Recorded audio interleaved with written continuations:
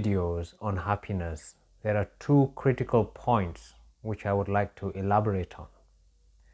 The first is the law of neutralization, and the second is the illusion of life. Let's look at the law of neutralization first. Indiscriminate pursuit of pleasure objects invariably comes up against the law of neutralization. It is the state where any further contact with the object gives no more pleasure or happiness, whereas its absence creates sorrow. We really need to test this in our lives for ourselves to see if this law is real or not. Take something you really like doing, something you totally enjoy. It could be playing golf, watching a movie, eating an ice cream. Whatever you enjoy most. When you do this most enjoyable activity, really enjoy it and then repeat the activity a few times, maybe 5 times or even 10 times. And in every cycle, watch the enjoyment come down with every iteration. By the time you hit the 10th go, if not sooner, you will hit the law of neutralization and you will not want to do this activity for a while. And not doing this enjoyable activity brings sorrow. This is the law of neutralization. What's the point of doing this, you may ask? What's the point of carrying out such a test? The point is for you to practically see how nature works, how enjoyment is a derived activity, and happiness is chased from doing activities which we enjoy, and how things come to an end.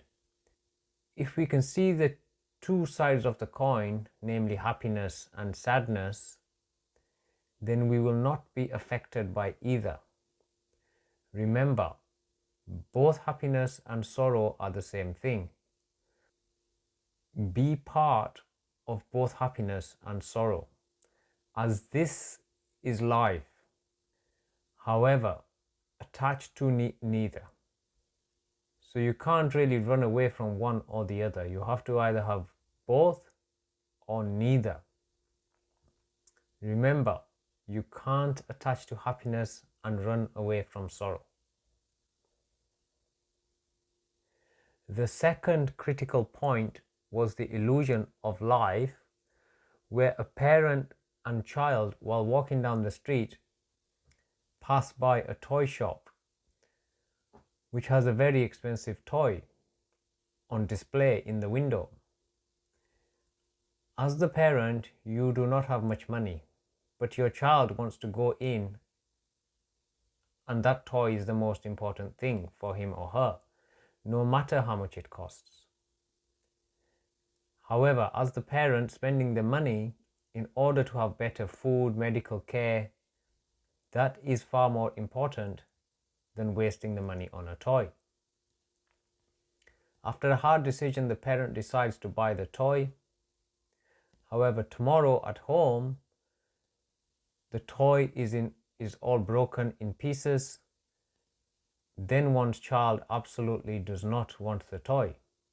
Yesterday the toy was the most important thing for the child, and today he or she does not even want it. So one has to see how relatively the toy was important to the child, but ultimately the toy was meaningless. It was just an illusion of life, an illusion of the world. Now think of something in your past. Go on, do it right now. Think of something that you really wanted many years ago. It could be a car, a home, a bike, a dress. It may be a place you wanted to visit, or even a person you wanted to be with. Think about that right now, and think about it for just for a few seconds and see all the clear, vivid memories in your mind. Just think about this thing that you really wanted a few years ago, and get a clear picture of what it was that you wanted and how you felt about it, and whether it brought you anxiety or whether you had fear. Just think about that for a few seconds.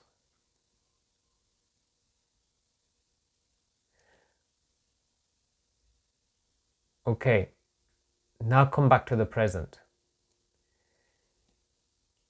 You will see it does not matter now whether you got what you really wanted all those years ago.